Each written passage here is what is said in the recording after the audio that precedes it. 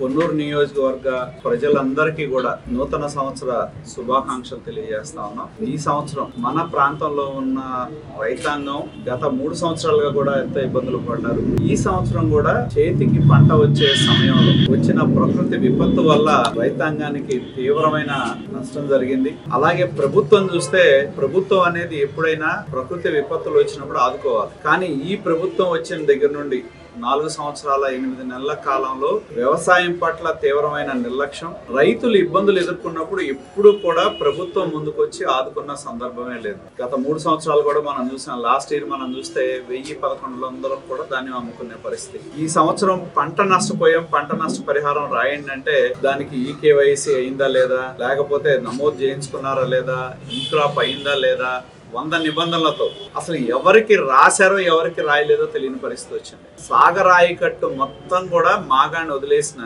Alternative crops వేసుకోవడానికి కూడా seed subsidy ఇవ్వాలి. ఇంత తీవ్రమైన పరిస్థితులు ఉన్నా కూడా ప్రాజెక్టుల్లో నీరున్నప్పుడు పంట కాలువల ద్వారా పొలాలు ఇవ్వకుండా పట్టిసీమను మొదలు పెట్టకుండా ఈ ప్రాంతానికి తీవ్రమైన నష్టం జరిగిందంటే దానికి కారణం ప్రభుత్వం యొక్క వైఫల్యం అనే దానిలో ఎటువంటి సందేహం లేదు.